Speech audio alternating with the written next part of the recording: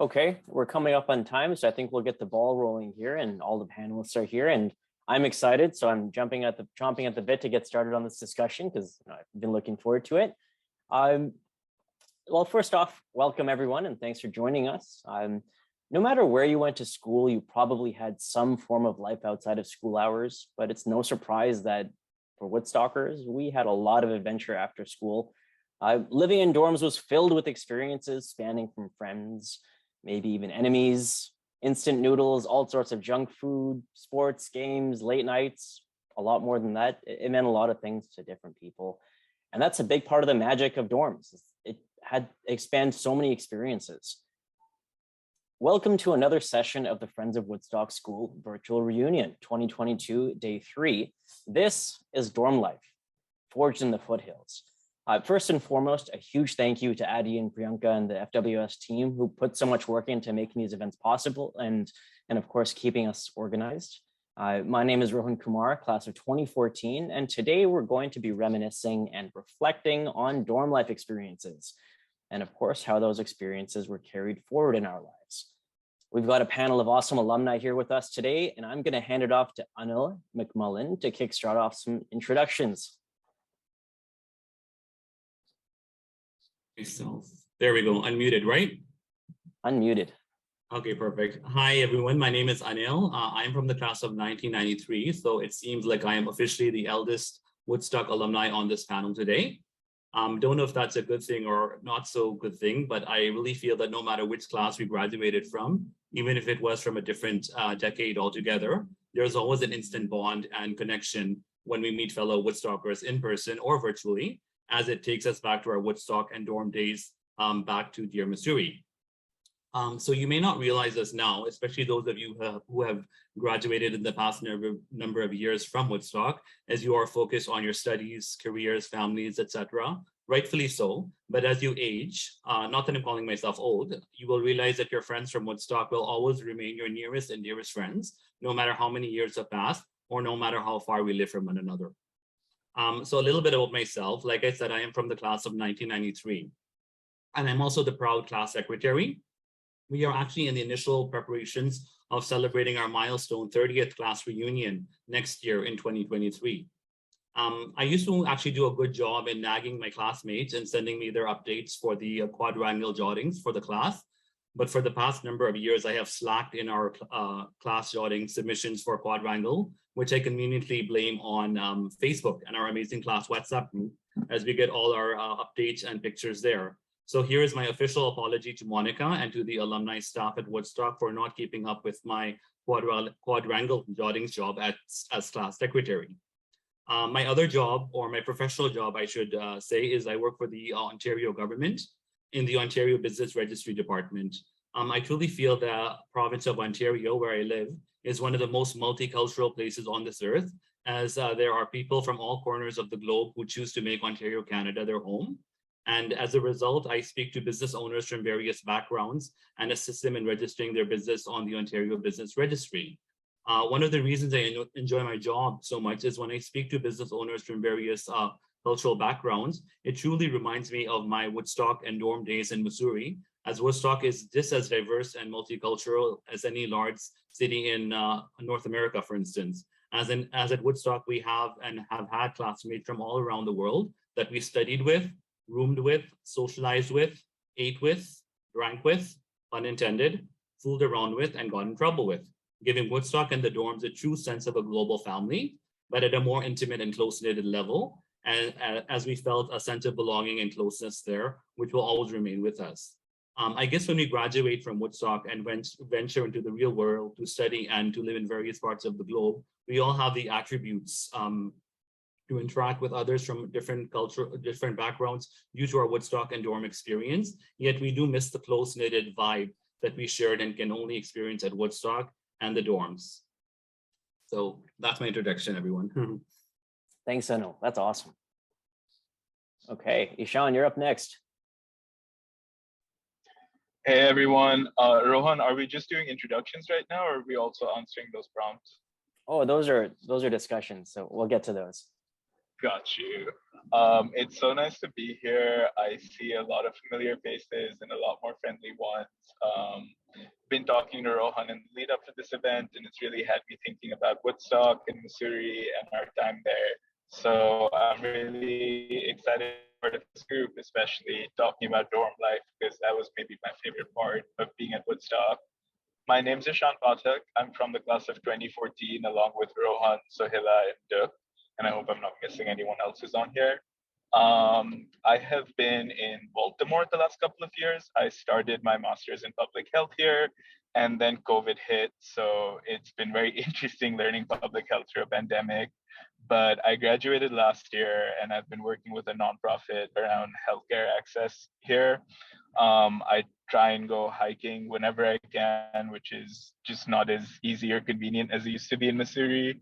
But otherwise, yeah, currently in a car as I help my partner move. And I'm excited to hear from everyone else. Okay, so Hilla, go for it. Hi, so I'm Sohila, class of 2014.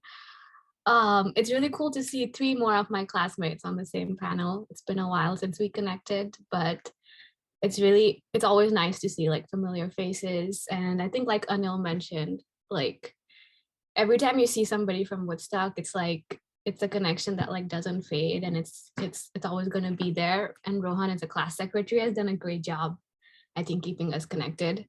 But currently I'm in Toronto, Canada. I moved here literally during COVID, so it was a bit hard, but again, like I found like I leaned into my Woodstock community. Rohan helped me out a lot.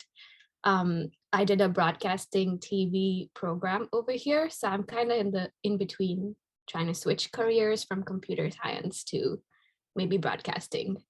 And yeah, I'm excited to hear from everyone else too.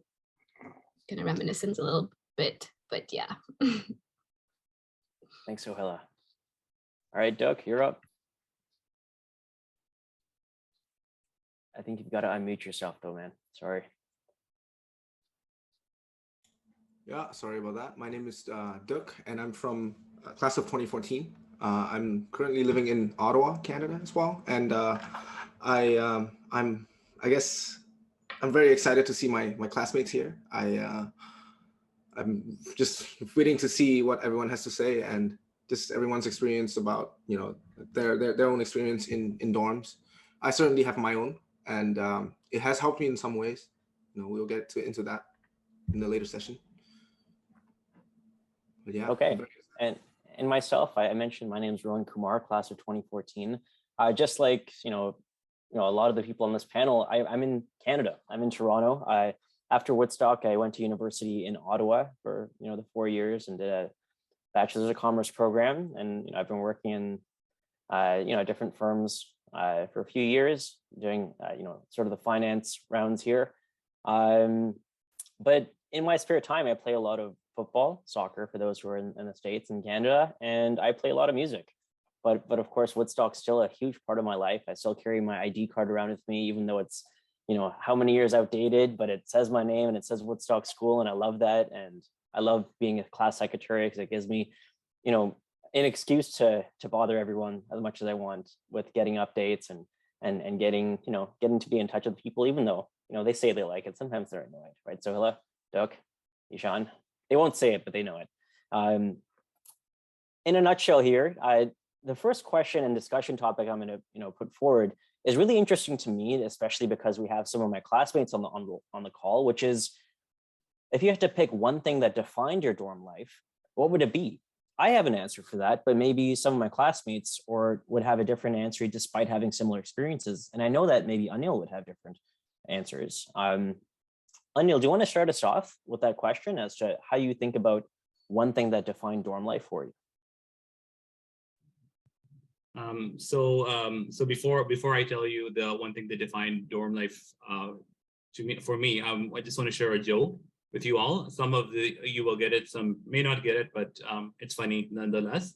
So it says, my young coworkers asked me to show them pictures of me in high school. I said I'd go home and dig some out. They said, can't you just look on your phone? And I laughed and laughed, and then I cried.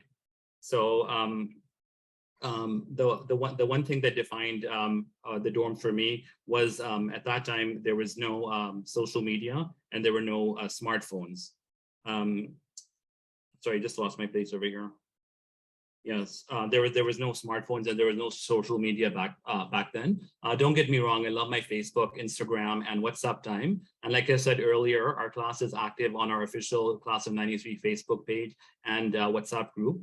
These are great platforms to connect with one another, as we all, as well as other social media links are great to connect to, such as LinkedIn and Tinder.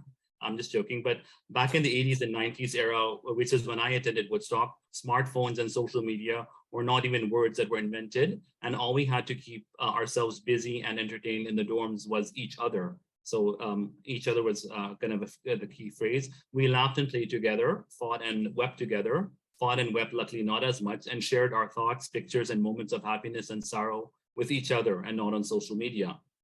In fact, I remember we had just one TV in the hostel common room near the dungeon, and Midlands also just had one TV room in their common room near the dining room.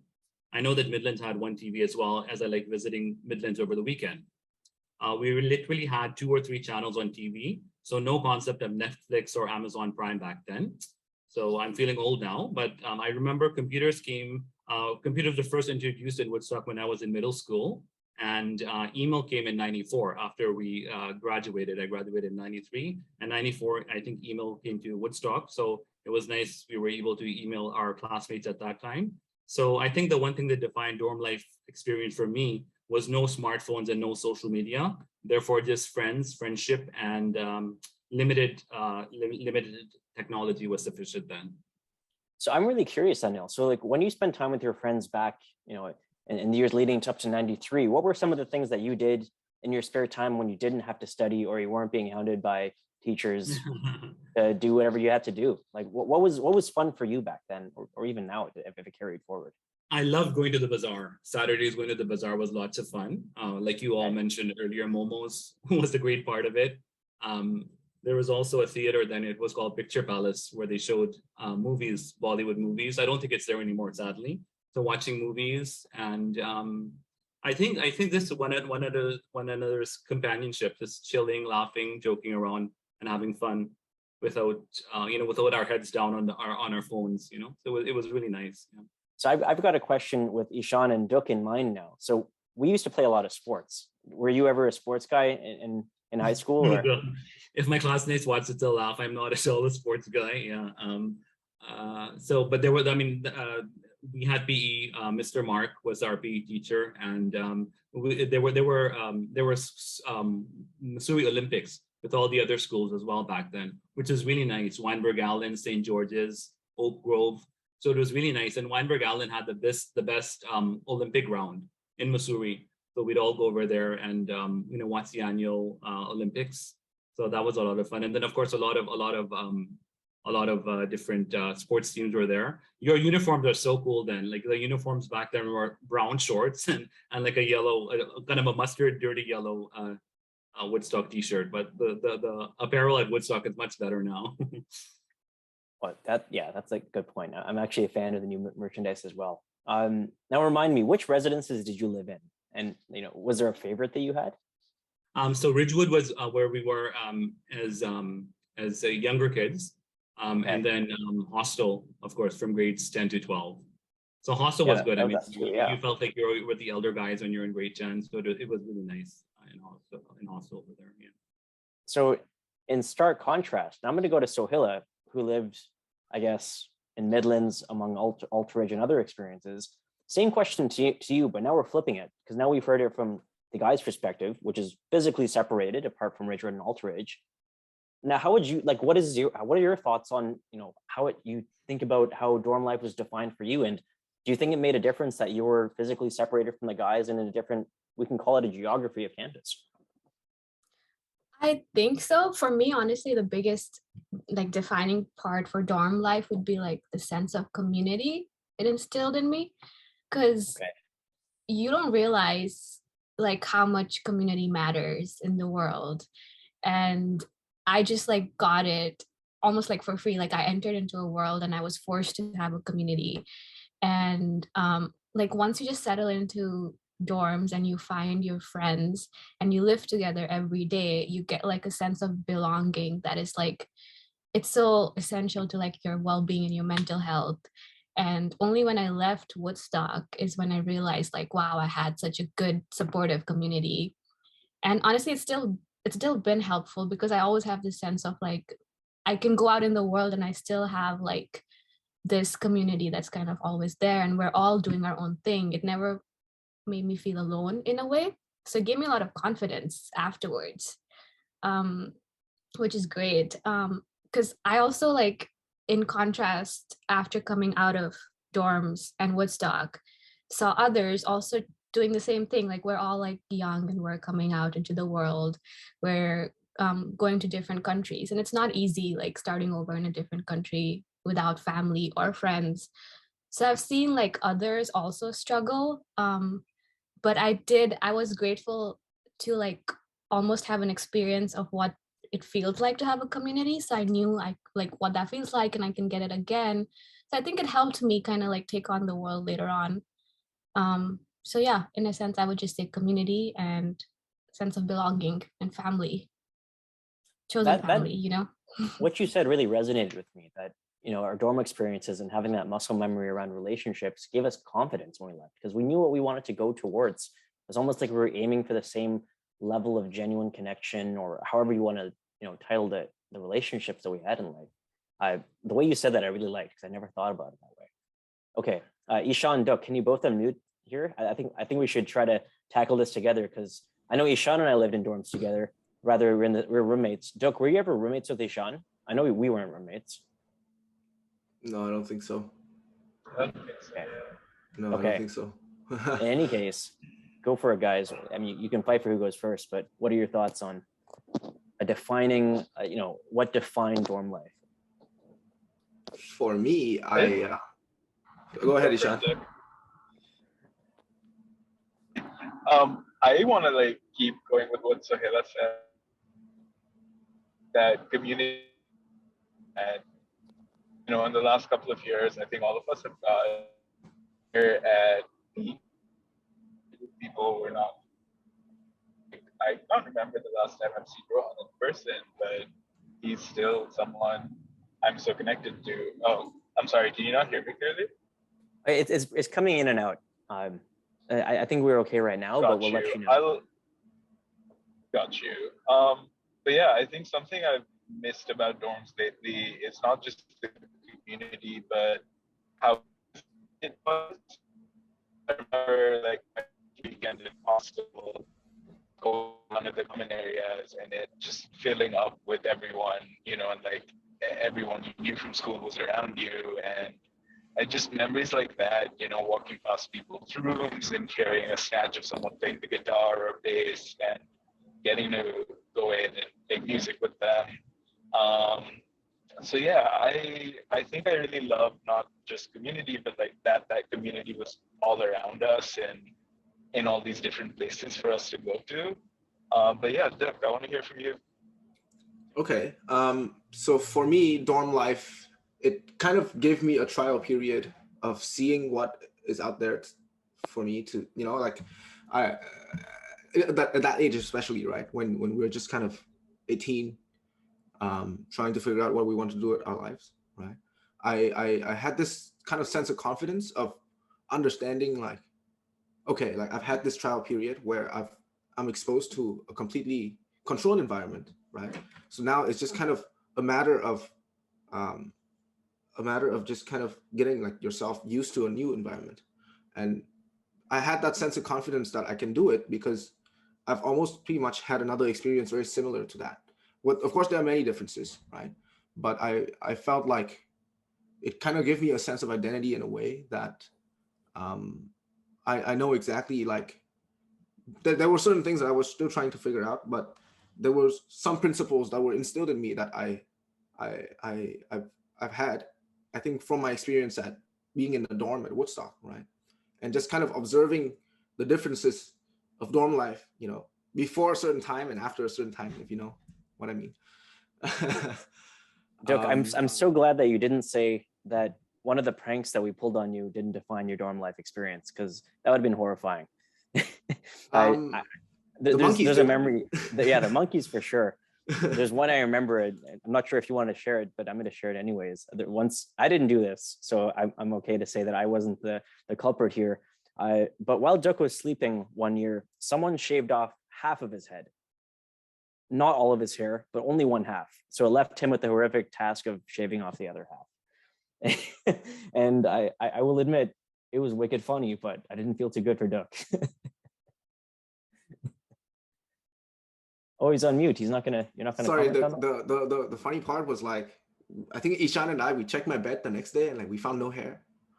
So like, Oh, it's like very strange. It was a very clean job. they must have had a Dyson vacuum or something, but they. Did we ever catch who did it? Oh, it was Gomley. It was Gomley. Of course it was. Your hair looks nice now, Duck. Your hair looks nice now. So. Thank you. Anil, were you ever part of any crazy pranks, or were you the recipient of any pranks in dorms? No, I would think I was the prankster actually, but I had a good way of buttering up the teachers and the dorm parents, so I never really got into trouble much. Okay. So I was like, oh, you're like my parents, or like, you're like my second mother, like my second father, and to be a little bit of emotion and drama. I was better in drama rather than sports, so I would kind of kiss ass a little bit to the teachers and dorm parents. So we never really got in trouble that much. But did you say that you were the prankster? Yeah, usually I was the prankster. Yeah. Well, I mean, please share. I would love to get some inspiration. Mine was really mainly making fun of teachers behind their back. I love and respect my teachers, but I used to love imitating them and just making fun behind their backs. Yeah. One that one that I thought was quite funny, and I still do think is quite funny, is we would get these massive insects, like a stag beetle with a huge wingspan, or a massive locust, and we put it in places where it would surprise people. Like we would put it in people's lockers, or if someone was taking a nap, we just put it on their chest. And we definitely got in some trouble for that. But we would never want to put a venomous, creature on someone. That's not okay. Mm-hmm. But scaring them, we're okay with that.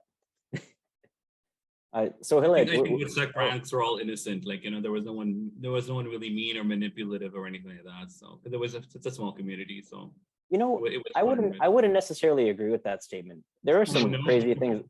There were some crazy things that happened, and I think in our class it was somewhat, it wasn't a blanket statement that it never happened, but I definitely heard that in some classes it was, let's say, darker than other pranks. Rohan, do you remember the Easter egg? Oh, do you want to tell that story? Go for it. Oh, okay. So this is a prank that I played in Ishaan. I think it was grade 9. You must be familiar with the Cadbury eggs. It's a chocolate egg, and you open up this foil wrapping, and you have this delicious egg inside. So as devious as I was in grade 9, I had taken a real egg and coated it in chocolate, and then again coated it with foil, and then presented it to Ishaan, saying, "Ishaan, I got you a Cadbury egg."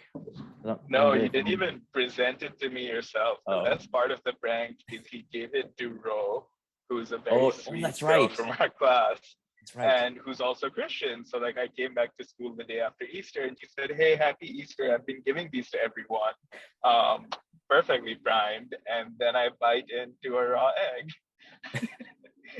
That was one prank I was fine with, because it was so much work to pull it off, and I was like, craftsmanship at work here. And I think we have that on video somewhere, so that memory is never going to die.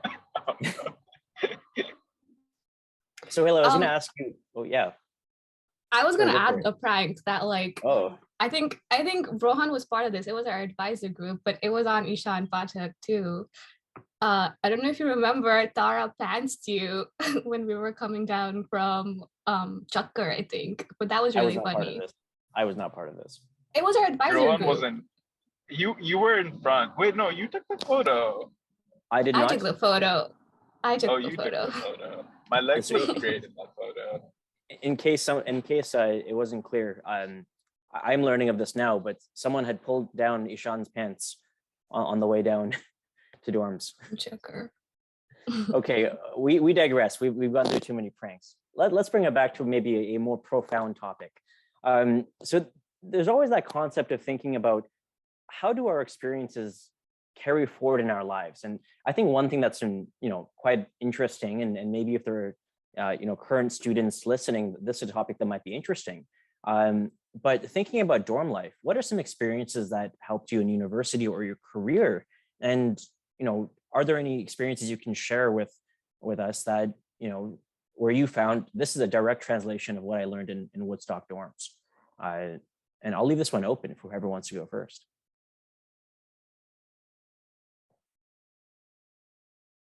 I mean, not everyone at once, but sure. I just remember being so comfortable coming into dorms in college.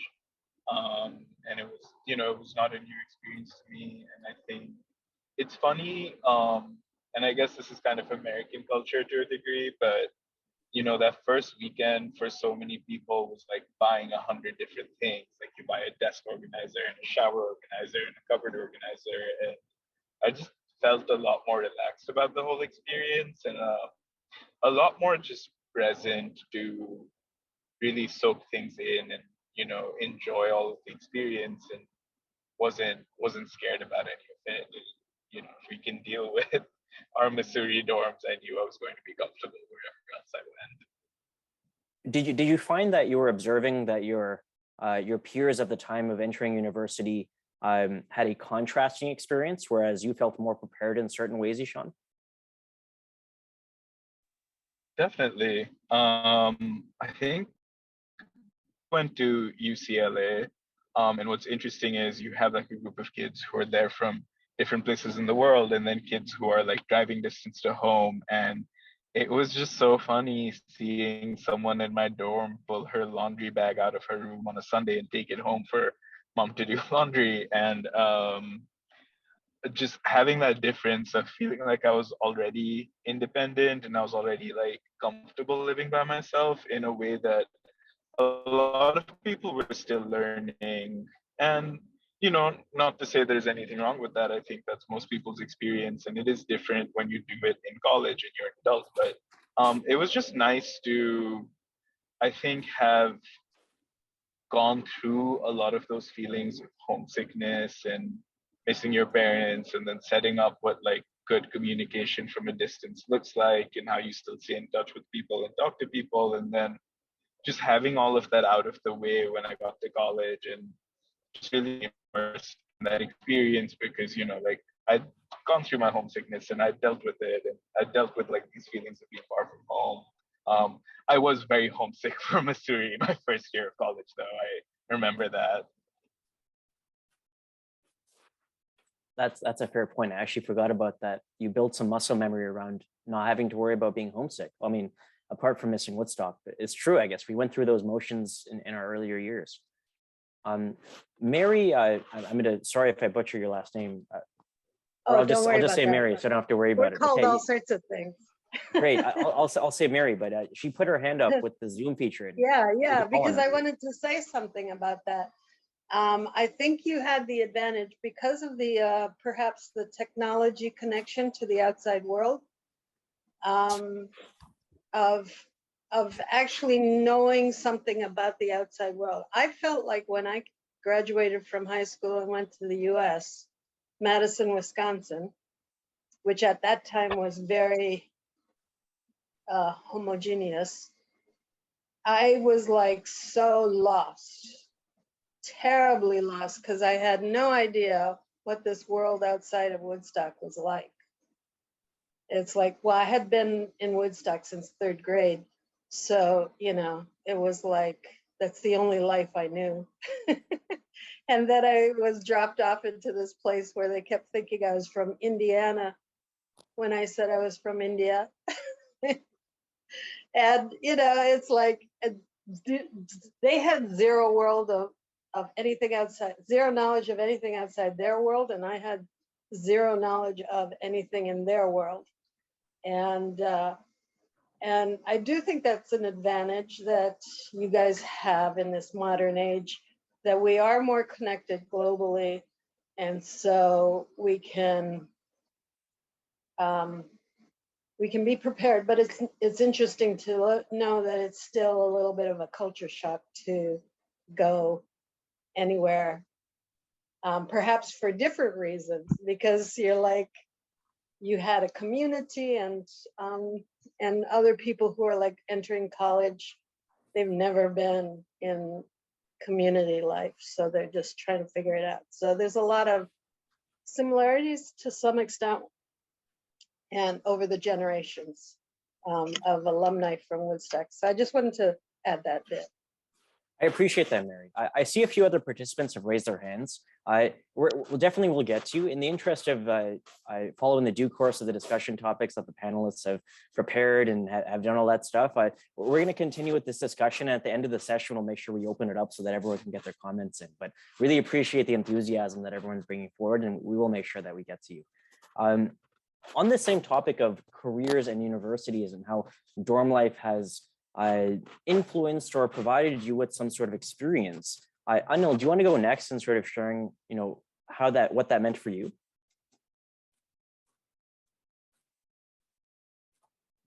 Yeah, so I think just living together in the dorms, like sharing each other's clothes, sharing being homesick together. We would have to write letters to our parents over there. There was no technology over there, so we'd write letters. Writing letters to your parents. The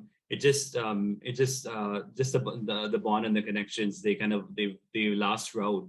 And I just think it helps prepare us for university and college, and for our careers, because we're just so used to a multicultural kind of a Woodstock gathering and setting. So I mean, it just works out and blends in so well, I think. Of course, you're homesick all the time. Because living in the dorms, I guess you missed your parents, but then when you graduated from Woodstock, you missed Missouri, so you're homesick for Missouri, like Ishaan mentioned more, right? So yeah, that's something. Oh, sorry. Mm-hmm. Something I really clung on to in my first year of university, because I did miss Woodstock and Missouri so much. It was actually Duck, who's on the call with us, because him and I were both in Ottawa, and we were the only Woodstockers in Ottawa at the time. So, despite being in different universities and maybe a bit of a distance away from each other, we would hang out a lot. And I will admit, it really felt like having family, because Duck is family to me. And something that I found in those connections that I built in dorms, and well, of course, Woodstock as a whole, that these people that I spent so many years with became my brothers and sisters. And that's something I very openly share with people. And I'm sure many other classmates, or rather alumni from other years, will mirror this comment, and that the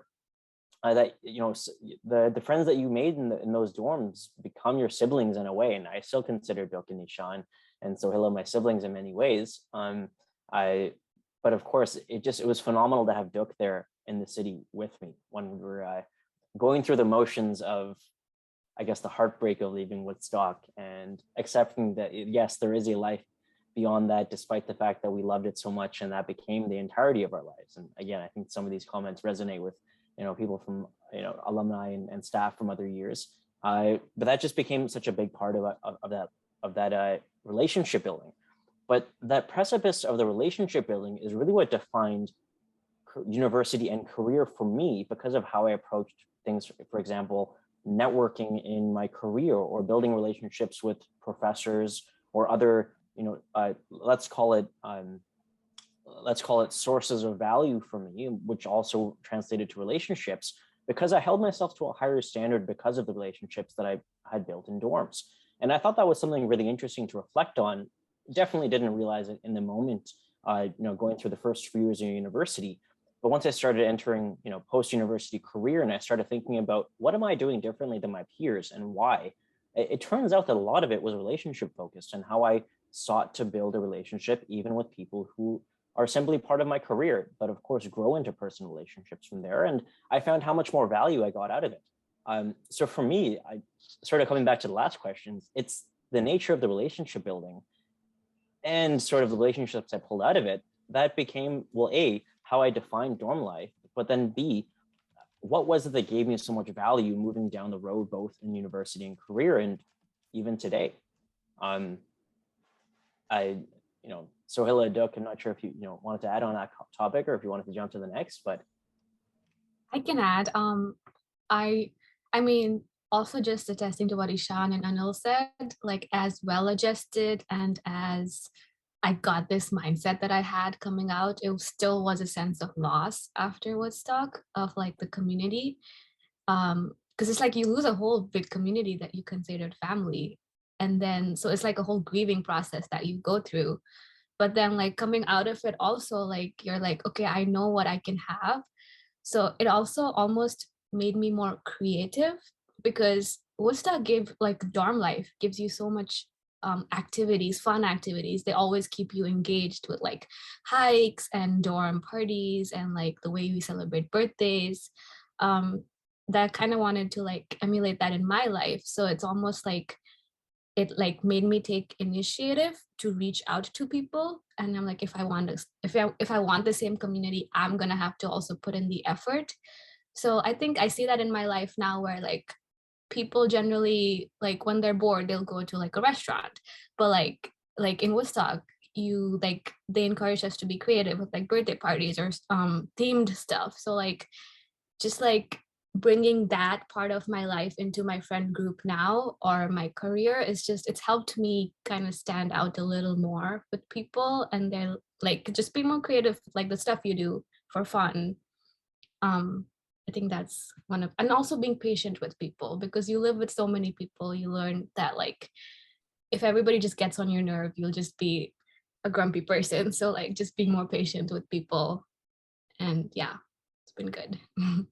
You know, yeah, I think that kind of made me realize like dorm life kind of gave me a really holistic approach to development. So even when I get older, right, when you know going to school and having a career, right, I think that kind of stuck with me the most, where I always feel like there's a lot more development outside of work and just study, right? Like I think I try to keep up with a lot of the hobbies that I have, that really comes from being in dorm. And I think it makes a big part of my identity, and it also makes me who I am. You know, not necessarily like a lot of different than other people, but I think I don't know. It's not so much a sense of belonging for me, but it's really a sense of self. You know. Oh, I appreciate that, and that really resonates with me too. Okay, at this stage, I'm going to transition to a small game called What If. Now, these are scenarios that are inspired by things that I have lived through and maybe others have lived through as well. And I'm going to present a scenario. And for Ishaan, Duk, Anil, and Sohila, well, starting with Anil, the game is this. With this scenario, you will have two options. Either you say, if you have gone through this experience, share how you dealt with the scenario. Or the second option is if you haven't been in this experience, think about back in Woodstock days during your teenage years, how do you think you would have responded to it? And just sort of reflect on that. So Anil, I'm going to start with one for you. Okay. I'm going to paint a picture in your head. Okay. Imagine it's, you're in hostel, it's the morning time, and you realize, oh, I didn't wake up for my alarm. I'm super late. And your first period is economics with Miss Chander. Mm-hmm. What do you do?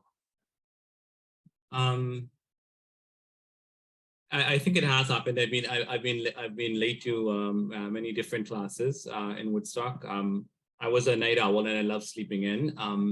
I think I'd apologize profoundly to Miss Chander. Give her a kind of a smile, or whoever the teacher is. Like like I said, I used to like to butter teachers up. So just smile. Of course, living in the dorms, you're going to use the excuse like we slept in or anything like that because you were in a dorm, so everyone kind of woke up together. So I think I would just apologize and just kind of butter them up a little bit and not try not to be late for my next class or for the not try not to be late the next day. Did you ever use the excuse that you were attacked by monkeys? No. Never used that one. Oh, okay. That's such a good one. I think we abused that one, but it got to the point where it was the boy who cried wolf. And when we actually were attacked by monkeys, it's quite unfortunate because they'd stop believing us. We had to be quite selective and we had to change it around, attacked by monkeys. If it was monsoon season, there was call it, water on the trail we had to go around.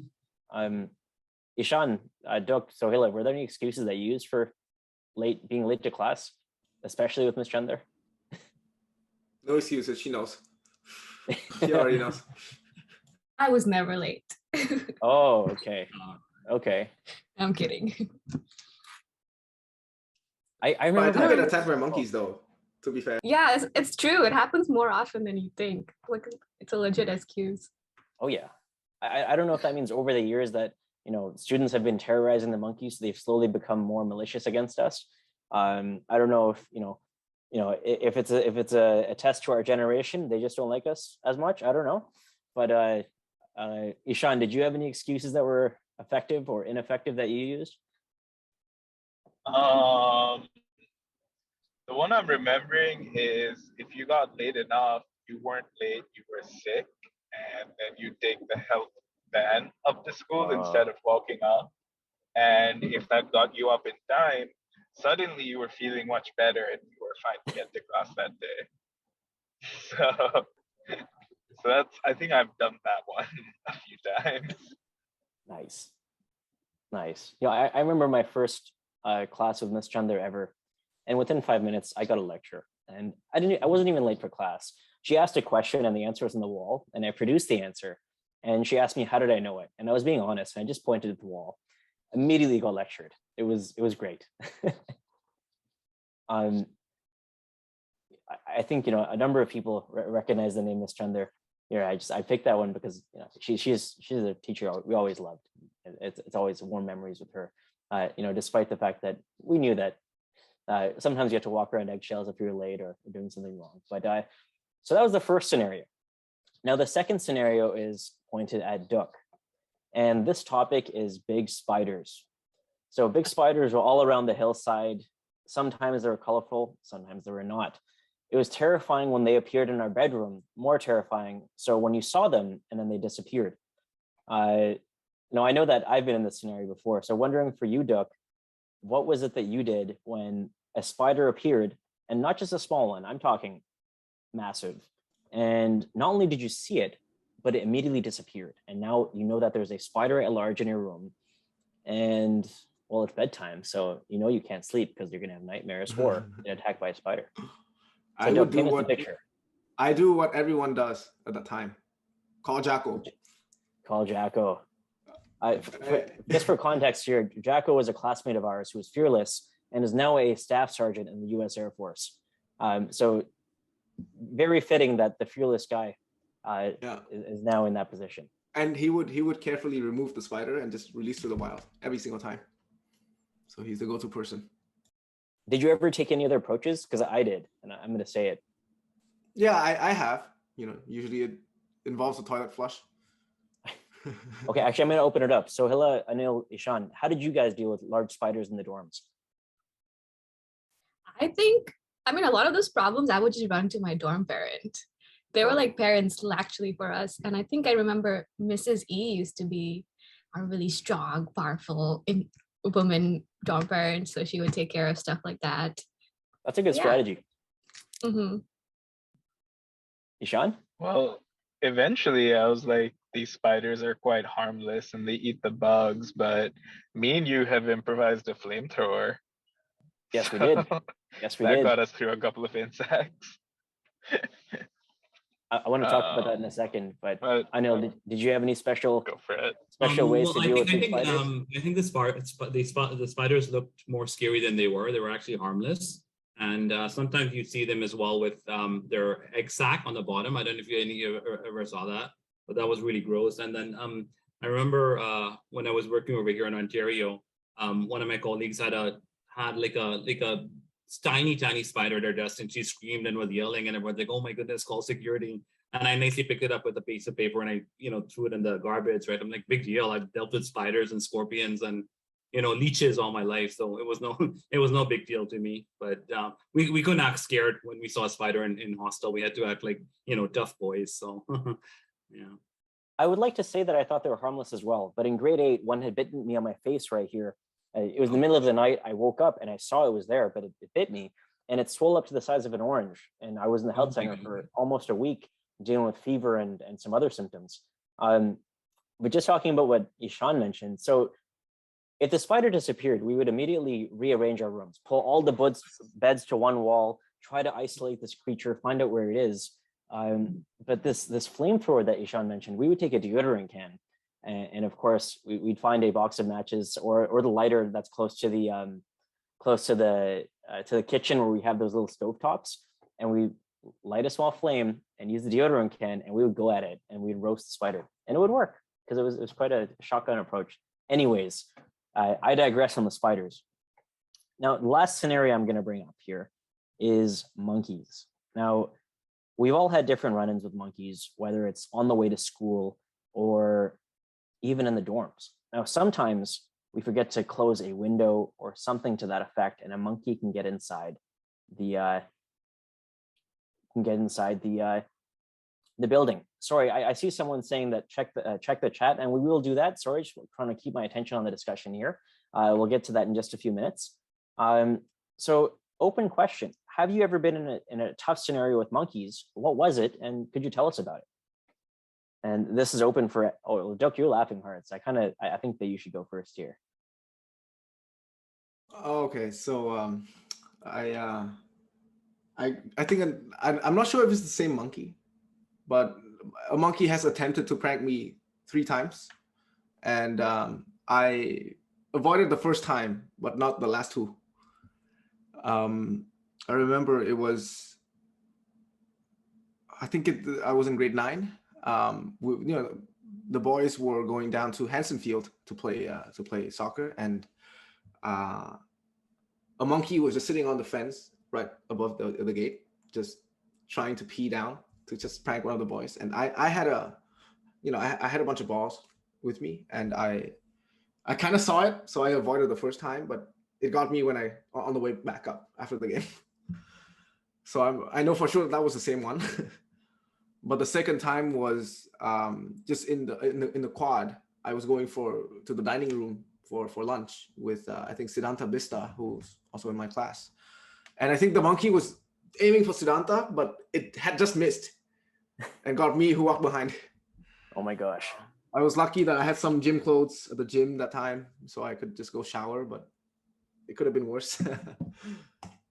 Yeah, that was my monkey experience. I do not miss rhesus monkeys, I can tell you that. Oh, me neither. Sohila, Anil, Ishaan, any monkey stories? Yeah, I have. I do remember, I think this was when I was new to Woodstock. I had just come in, and I was in Alteridge, 3rd floor. And right outside 3rd floor, I think we have like this cage area that's like, it's like metal net, and you can lock it. So me and a friend were inside with a couple of snacks, I don't know, just hanging out. And the door was closed, so we thought nothing could come in. But I think there was a hole on the top. And everybody had warned me about monkeys already, but this giant monkey managed to come in through the hole. And I think he smelled this like food in our hands. And our dorm guide had told us, don't take food outside because like they can smell it.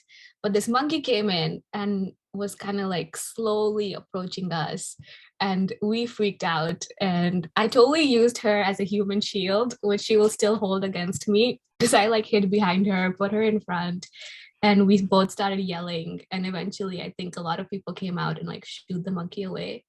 But I remember that being pretty traumatic for a couple of weeks for me. But yeah.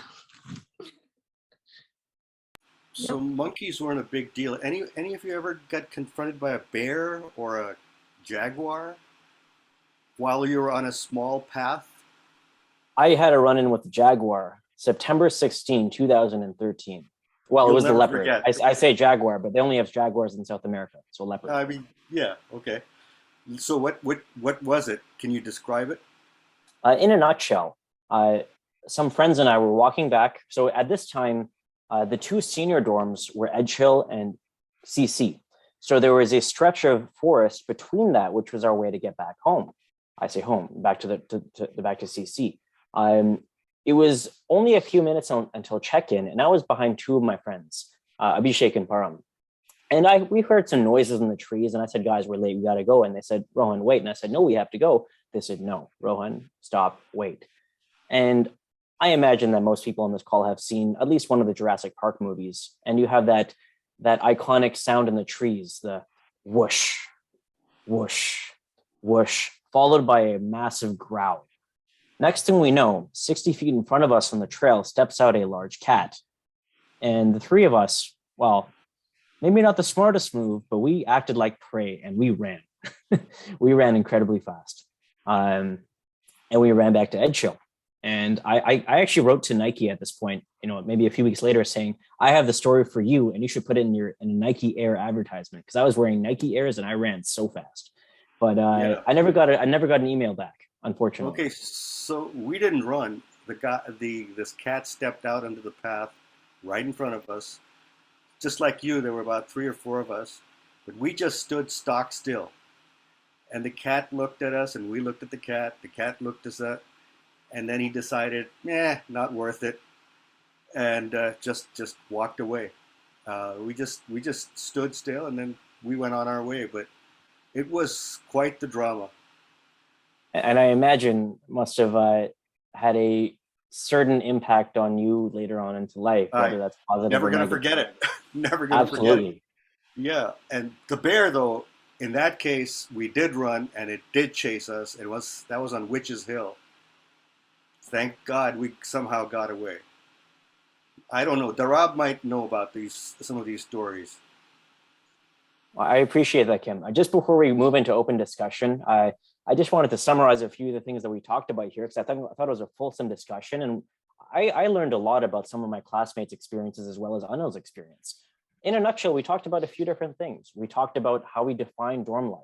We also talked about how do we take these experiences forward in life, and we heard a few different things. We heard that the lifestyle in and of itself was carried forward and gave us muscle memory for university and careers. We also heard that the relationships we built gave us confidence and gave us an ability to do things that our peers couldn't as we move forward in our careers. But nonetheless, what we heard was we missed Woodstock a lot after we left dorms, and we definitely carry that with us everywhere we go. I thought it was a great session here, and I really appreciate everyone's time, especially the panelists, of sharing your experiences. And I appreciated the opportunity to learn from my classmates about how their experiences differed from my own, despite the fact that we shared rooms and sometimes buildings. At this stage, I would like to open it up for open discussion. I know a number of people had put their hands up virtually through the Zoom, but feel free to, we don't want to make it a fish market as we would once call it. But as we can try to have a healthy conversation, it would be awesome to hear from everybody else that has experiences to share or comments to make. But again, thank you everyone for joining us.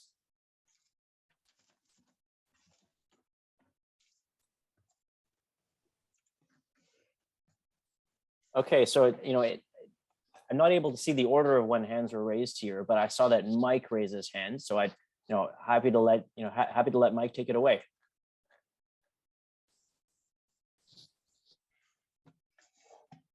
Mike is muted. Oh, let's see if I can unmute him. All right, I'm unable to unmute him. Oh, there he is. Thank you.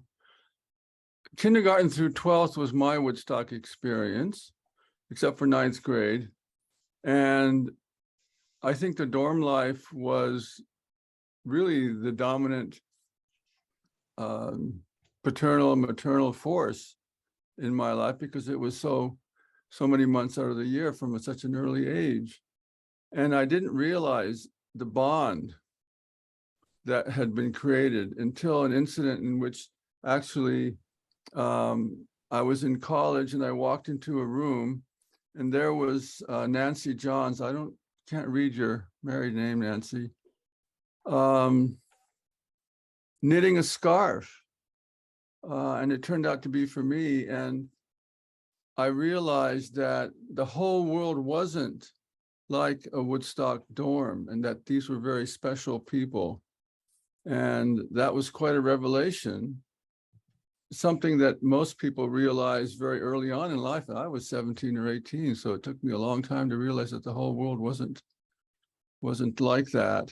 I would like some recognition of one incident from my peers, you all being my peers, and that is that I helped to build the walls of the new senior dorm, because Victor Schoonmaker and I were straight gated for insubordination for skipping Leona Cressman's typing class. So we were straight gated, and for 2 weeks, 1 week, we were with the coolies and the laborers and hard labor building that dorm. And every time I go back to Woodstock, I hope for a little plaque that has Victor's name and my name on it, but that hasn't happened yet. Thank you.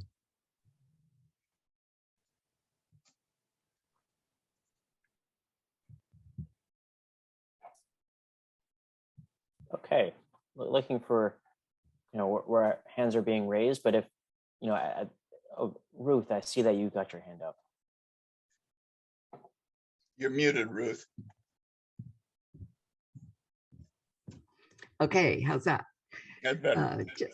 Just a recent experience that is a little bit broader. I just returned from several weeks with a medical team in Guatemala, and it turned out the first day I arrived, I found out one of my colleagues that was working was a Cody grad who graduated the same year from high school that I did. And there was an immediate bond, recognition of how close all of those colleagues were for us from boarding schools, how we all still maintain those relationships and nurture them. And also a recognition that the world is bigger. In many ways, we're so much more aware of how much bigger the world is than our city or our state or our country. So the bond was strong. That's it. Thanks, Ruth. I see Alan has a hand raised there. Yeah, Rohan, Kumar, thank you very much for this presentation. You've done a great job. There was a boy, when I was in Ridgie, there was a boy called Kumar. Can't quite, Pommy was what we used to call him, and that was just a part of his name. I think I'll remember it as I tell the story. We used to climb trees a bit, and there were 3 of us on the mound at Ridgie climbing a tree there. Jim McKelvey went up first, and he was about 2 or 3 meters up the tree, and I was starting to climb the tree, and Pommy was standing at the bottom, when all of a sudden we got attacked by a bunch of bees. These bees were on a vine that was further up the tree, and as Jim climbed up and I climbed up, we must have disturbed those bees by pulling on the vine to get ourselves up. Now, I got down pretty fast, and Jim came down just as fast, and we ran around the mound to get away from these bees that were attacking us. Jim, who'd been the furthest up, he didn't get stung at all. I got stung once on the head, but poor old Pommy was, he was so scared that he stood still and he got stung all over. And he had to go to I think he had to go to the hospital after that because of that. Pramod Kumar. That's a story I remember from Ridgewood days. I'm in the class of 1960, by the way, yeah. I have to comment, there is such a wide range of graduating classes here, and I think that's really awesome to see. Definitely for us, we generally interact, I guess, with our, classes that are closer to us. And I guess the most interaction I've had with the wider ranges have been at the alumni events, in particular, the ones in Toronto. But it's a pleasure to virtually meet everybody, and thanks for joining us. It's really awesome to see this wide range of classes. I see that Glenn has his hand raised, and I think he has the podium. Yeah, it's interesting. When Alan talks about the mount now is, of course, is a paved parking lot with a basketball hoop on it. And when was talking about Mike wanted to have his name on the new senior dorms. Those senior dorms, I think you're referring to, are sort of off to the left as you go into Hostel, the little triangular section, which of course wasn't there when I left Woodstock. It was being planned.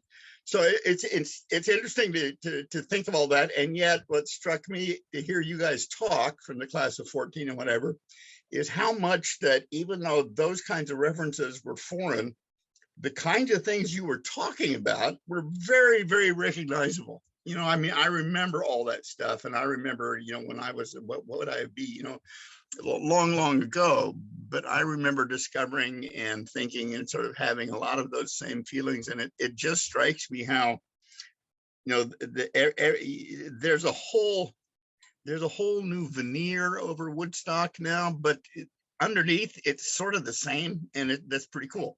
I like that.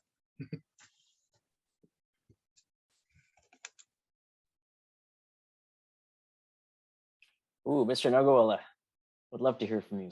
Oh, thanks. Just another recurring theme, since Glenn mentioned being able to relate to things across, you know, many years. Another theme, I think, which probably is not so relatable to more recent years, is being hungry all the time and not having enough pocket money to do anything about it. And, you know, so one of my classmates, Andy Gillespie, and I decided that we were going to pull off a major heist. And so one of our favorite dinners was cheese toast and malka ka dal. And that was a pretty common dinner in the 70s, I remember. And so we sort of planned this out meticulously and watched when the bearers would walk down with those big iron boxes strapped on their backs with the, you know, with the dinner, and then they'd set them out and then they'd go to the back because there was still a little bit of time before dinner, and they would have a cup of chai and smoke a couple of BDs, and then the bell would ring for dinner. And so we planned this whole thing out, and we wore trench coats and we sneaked into the kitchen, literally crawling on our bellies. And we stole about 30 of those cheese toasts and went out on the mountain, ate them. And then we were feeling so sick after that. And we had to pretend to be really hungry because everyone knew it was our favorite dinner, and go back into the, you know, into the dining room and pretend to be all excited about it.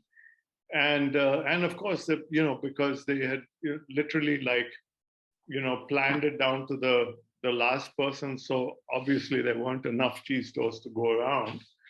So we, you know, managed to sort of sheepishly get out of eating the cheese toast and ended up, I think, getting a piece of bread with some toothpaste on it or something like that. But we never got caught. And I eventually had a chance to fess up to Mr. Mark's mom, who was on duty that evening, just a few years ago, when we were invited for a meal at the Mark's house, and I just bottled this up all these years, and finally was able to fess up about it. So that's an enduring memory from dorm life, though. It's just being hungry all the time, 24 hours a day. You waited much longer to confess than I did, Mr. Nagawal. I'm not sure if I had to confess to Addy specifically, who was on the call as well, but I remember 1 year after graduating, I had gone back to my dorm parents and I said, here are the things I did. And you never had a chance to catch me. I think it was partially, you know, a feeling of pride, partially a feeling of, wow, I would love to share this with you. Sorry, I had interrupted somebody who's coming in. So I have a confession as well. We all remember the brutal winters in Missouri, how cold it was. And no matter how thick or how warm our rizais were, our quilts were, the cold always had a way of magically seeping through the rizais, the quilts. And my roommate and one of my besties, Amit Nera, yeah, on coming up day, he smuggled a mini portable heater from Delhi into our room. And I was his roommate, so I was really happy with this smuggling transition of his, because high voltage appliances were really discouraged back then, because you'd blow a circuit, you'd blow a fuse over there, right? So one day after study hall in hostel was really, really cold. It was like a bitterly cold evening, and it was evening. Everyone was getting ready for bed, so it was dark, and it was really cold. So we said, let's try this new portable heater of yours. So we plugged it in, and as soon as we plugged it in, the entire first and second floor of hostel blew a fuse. So it was pitch dark. Everyone was cold. Everyone was like, the security man, his name was Sunil. They're like, Sunil, generator lagao, like Sunil, put on the generator, please. So everyone was in their pitch dark. We were also in our pitch dark room, but we were warm with his portable heater. And I've never told that story until now. So Thank you for sharing it. We feel honored to be the recipient of this confession. On that note, any other confessions at this time? Listen, what we did is we used hair dryers to warm the beds before sticking our feet in there. So it's kind of similar to the portable heater story, but it didn't blow a fuse, thank God.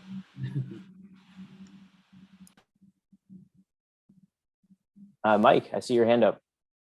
Well, my favorite teachers, I've had too much education, but my favorite teachers, the top 3 or 4 are all at Woodstock. And in 2nd grade, our dorm matron made us memorize the Bible, a verse for the day. And if you didn't, you had the choice of either getting paddling, back then that was totally fine, or you could ingest a little bit of Vaseline with cotton and a spoon. Now, the school found out about this and relieved Miss Mitten of her post. And the end result was that I was so keen on memorizing that even to this day, I can recite the names of all the books of the Old Testament in order, learned in 2nd grade. And my confession is that I complained to Bo Singh about this rather non-Christian way to teach the Bible. And I've always felt very guilty that poor Miss Mitten, who was well-meaning, maybe a little bit ill-advised, but well-meaning, and she was gone. So that's my confession. I didn't mean to depress anybody with that story.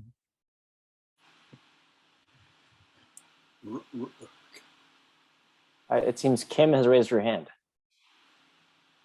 Kim, do you want to go ahead? Well, I actually, that brings to my mind the most horrible story of any that I know of from Woodstock was Ruth Berman Krause, class of, in the 30s. She did something bad, and I don't recall at the moment exactly what it was. That was so horrible.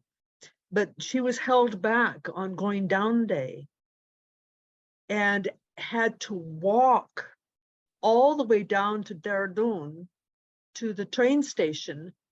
But she had chappals on, so by the time she got down to the train station, her chappals had worn down and her feet were bleeding.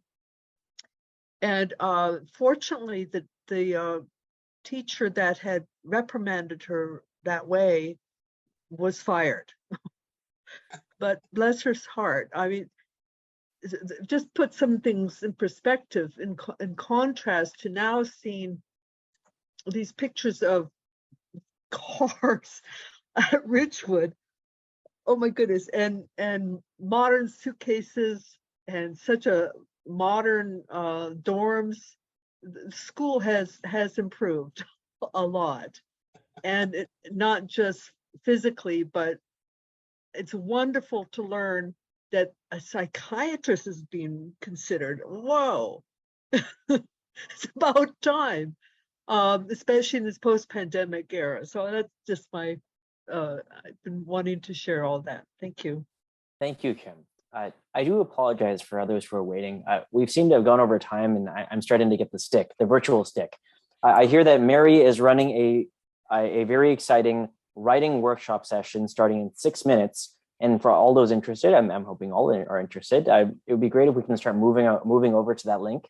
That link can be found on the FWS website under the events, or if you already got it, congrats, because you're ahead of the curve. But I appreciate that everyone took the time out to attend this session, and hopefully we had some cross-pollinization of different generations of dorm experiences, and maybe also some overlap of dorm experiences that hit a note that will hopefully make you sleep better tonight. It definitely will for me, because I do feel connected to this global community in many ways.